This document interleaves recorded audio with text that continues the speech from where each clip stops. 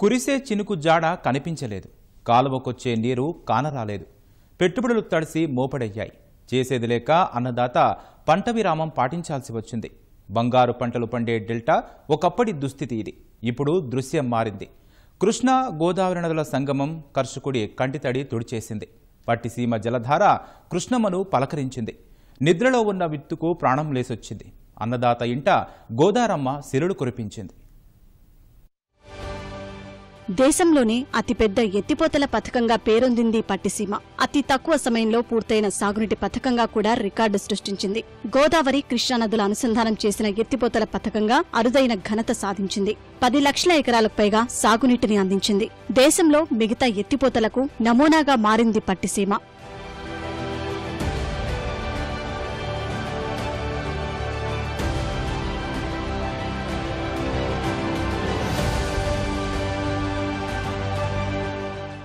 రైతుల పాలిట వరమైన ఈ పట్టిసీమను నిర్మించే సమయంలో అనేక అడ్డంకులు ఎదురయ్యాయి. ప్రతిపక్షాలు తీవ్రస్థాయిలో వ్యతిరేకించాయి. వృధా ప్రాజెక్టు అంటూ అసెంబ్లీలో గగ్గోలు పెట్టాయి. 4-5 టీఎంసీల నీటికి 100 కోట్లు ఖర్చేమిటని ప్రశ్నించారు. కృష్ణా డెల్టాను సస్యశ్యామలం చేసేందుకు పట్టిసీమ ప్రాజెక్టును పశ్చిమ గోదావరి జిల్లా పోలవరం మండలం పట్టిసం వద్ద 2015లో ప్రారంభించారు. 1286 కోట్ల రూపాయల అంచనా వేయమనుకున్నా పూర్తయ్యే నాటికి 1450 కోట్లకు చేరుకుంది. 24 పంపులు నిర్మించి 8500 క్యూసెక్ల నీరు ఎత్తిపోసేలా నిర్మాణం తలపెట్టారు.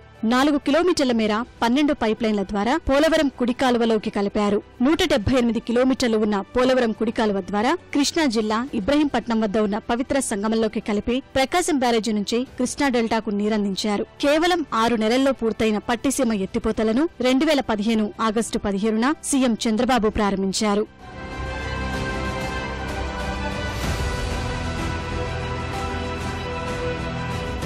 పట్టిసీమ ద్వారా 2016లో దాదాపు 70 టీఎంసీల నీటిని పంపింగ్ చేశారు. 2017లో 87, 2018లో 88 టీఎంసీల నీటిని కృష్ణా డెల్టాకు సరఫరా చేశారు. పశ్చిమ గోదావరి, కృష్ణా, గుంటూరు, ప్రకాశం జిల్లాల్లో సుమారు 10 లక్షల ఎకరాలకు నీటిని అందించి రైతులను కష్టాల నుంచి గట్టెక్కించారు.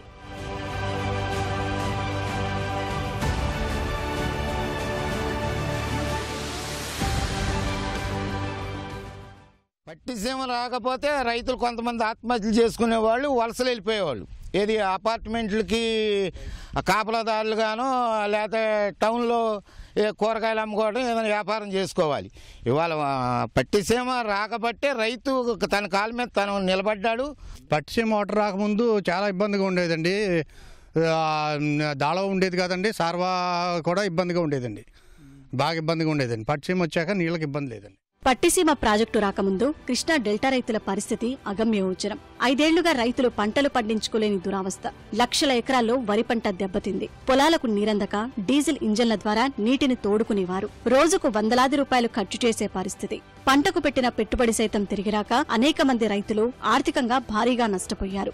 సాగునీటి ఇబ్బందులు పడలేక పంటలు సాగు చేయడమే మానేశారు. పశ్చిమ గోదావరి జిల్లాలో సుమారు 1,00,000 ఎకరాలు బీడుగా మారింది. పట్టిసీమ వచ్చాక కృష్ణా డెల్టా రైతులకు నీటి కష్టాలు చాలా వరకు తీరాయి. కృష్ణమ్మ వైపు చూసే అవసరం లేకుండా 2016 నుంచి రైతులు సమృద్ధిగా పంటలు పండిస్తున్నారు. ఖరీఫ్ కింద అధిక విస్తీర్ణంలో వరి సాగు చేస్తున్నారు. పట్టిసీమ ఎత్తిపోతల వల్ల సాగునీటి ఇబ్బందులు తీరడంతో పాటు దిగుబడులు సైతం అధికమయ్యాయని రైతులు అంటున్నారు.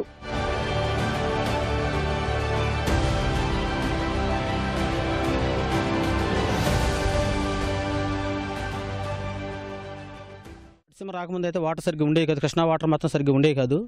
ఈ పోలవరం వాటర్ మాత్రం వచ్చిన తర్వాత మంచి స్వీట్ వాటర్, అది చక్కగా చేయలేని చక్కగా పండుతుంది. సారవంతంగా ఉంది, నేల అంతా సారవంతంగా ఉంది. సారవంతంగా ఉండి ఆ డ్రింకింగ్ వాటర్ కాడ అన్ని చెరువులు నింపుకోవడానికి డ్రింకింగ్ వాటర్ కాడ చక్కగా సరిపోయేటట్టుగా వస్తున్నాయి. ఈ పట్టిసీమ వచ్చిన తర్వాత మా పంటలు బాగా పండుతున్నాయండి. 40 బస్తాలు 45 బస్తాల వరకు అవుతున్నాయి. అంతకుముందు 25, 27 ఇలాగేదండి. గోదావరి నదిపై నిర్మించిన పట్టిసీమ ఎత్తిపోతల పథకం ఏటా సగటున 84 టీఎంసీల నీటిని సరఫరా చేస్తోంది. గోదావరి నదిలో జూన్ నుంచి అక్టోబర్ వరకు నీటి ప్రవాహం అధికంగా ఉంటుంది. సగటున 2.5 నుంచి 3,000 టీఎంసీల నీరు ఏటా సముద్రం పాలవుతుంది. ఇలా వృధాగా పోయే నీరు పట్టిసీమ రావడం వల్ల సద్వినియోగమవుతోంది. ఒక్క మాటలో చెప్పాలంటే పట్టిసీమ ద్వారా 5 ఏళ్ల ముందే పోలవరం ఫలాలు అందాయి.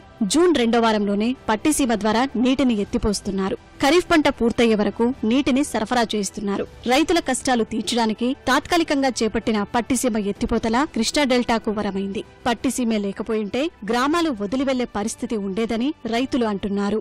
అవి 3 ఏళ్ల మట్టి పక్షం నీళ్లు వచ్చినాక పంటలు బాగా పండుతుంది అండి.